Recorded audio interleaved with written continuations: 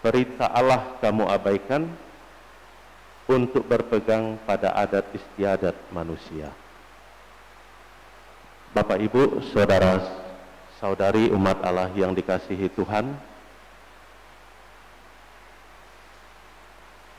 beberapa tahun ini sejak COVID-19 melanda dunia, kepada kita disarankan untuk cuci tangan. Dan ternyata kebiasaan cuci tangan ini bukan hanya pada masa COVID-19, tetapi pada zaman Yesus, bangsa Yahudi sudah membiasakan cuci tangan. Tadi kita dengar dalam Injil ketika mereka pulang dari pasar, mereka tidak buat apapun sebelum membersihkan diri.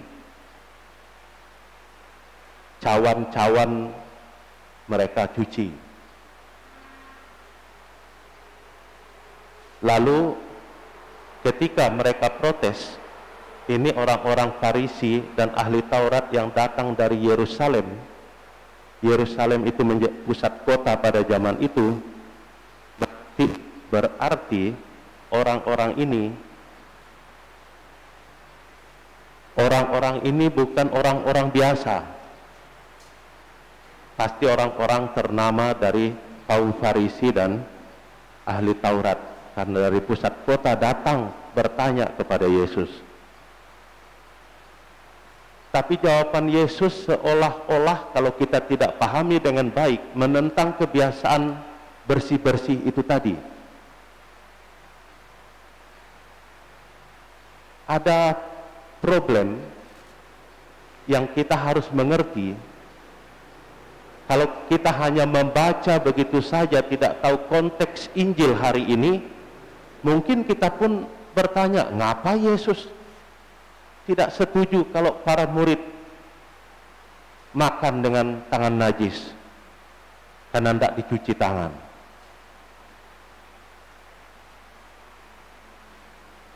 Kebiasaan cuci tangan bagi bangsa Yahudi bukan hanya soal bersih-bersih, tetapi juga itu terkait dengan ritus keagamaannya. Jadi cuci tangan itu terkait dengan ritus pelaksanaan keagamaan mereka. Yang diprotes oleh Yesus bukan soal budaya bersih-bersih, itu baik. Tetapi budaya bersih itu harus juga berdasarkan dengan perbuatan kasih kepada sesama.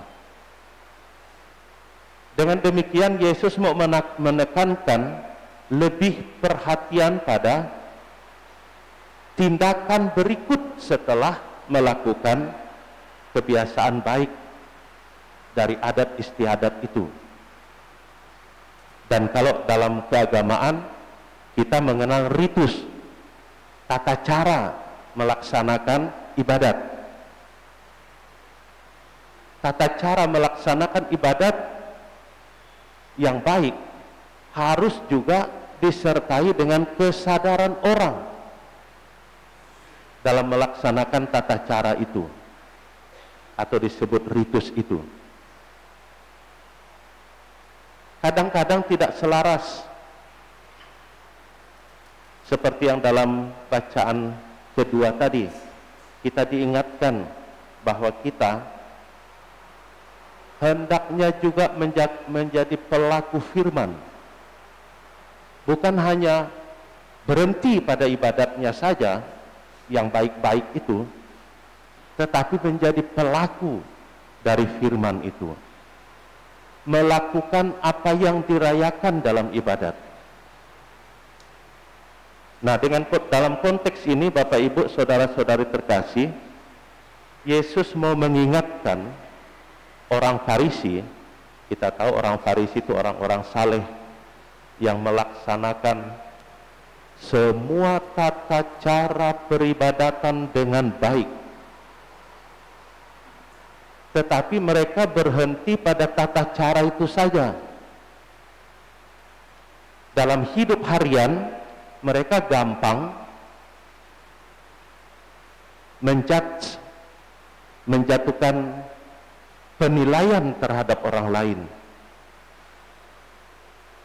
gampang untuk menyalahkan orang lain, dan mereka memperlihatkan bahwa mereka rajin beribadat, tetapi kelakuannya setelah beribadat bertentangan dengan ibadat yang mereka rayakan.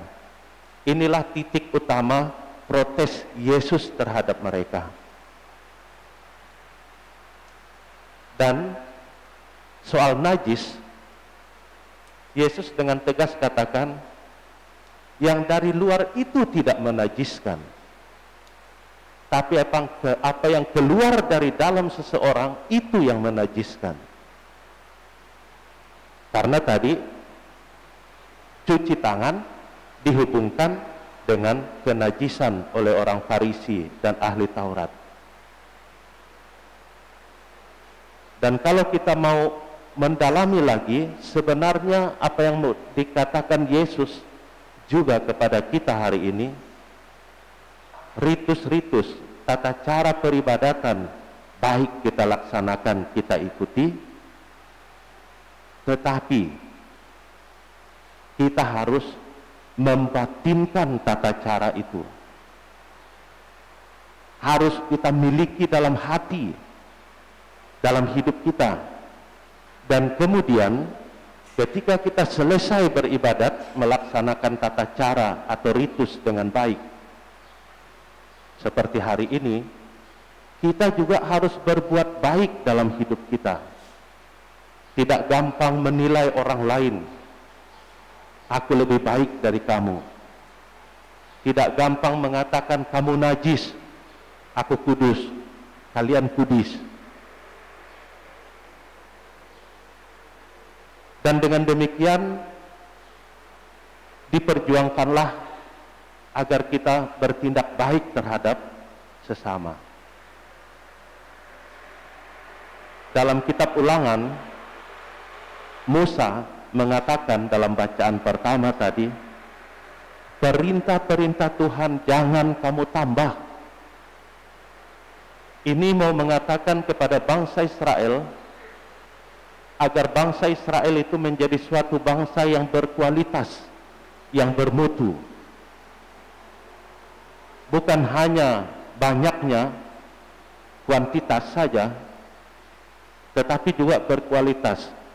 Ternyata Musa menekankan kualitas sebuah bangsa bukan hanya menjalankan adat istiadat atau peraturan-peraturan manusia, tetapi juga menjalankan perintah-perintah Tuhan dalam hidup. Maka keduanya ini, Bapak Ibu Saudara-saudari terkasih, menjalankan perintah Tuhan, melaksanakan adat, keduanya baik dalam hidup kita. Namun keduanya itu harus mengakar dalam pribadi kita masing-masing, sehingga tindakan kita sesuai dengan adat istiadat yang ada, tindakan kita, perilaku kita, perbuatan kita sesuai dengan tata cara keagamaan yang kita rayakan. Dengan demikian, Bapak Ibu Saudara-saudari terkasih, hari ini mari kita coba bukan hanya memperhatikan tata cara peribadatan. Saya beri contoh, waktu misa, pastor juga ada cuci tangan dalam bagian persembahan. Andaikan seorang yang melaksanakan ritus melihat pastor lupa cuci tangan, maka dia mungkin akan terganggu. Tidak sah ibadat kita hari ini, pastor tak cuci tangan. Jadi bukan tata cara yang kita utamakan, tetapi penghayatan perayaan yang kita utamakan. Dan setelah perayaan, peribadatan, kelakuan kita terhadap sesama juga diharapkan sejajar. Karena itu tadi dikatakan mereka memuji-muji Tuhan dengan mulut, tetapi hati jauh dari Tuhan. Semoga kita bukan orang-orang seperti itu. Amin.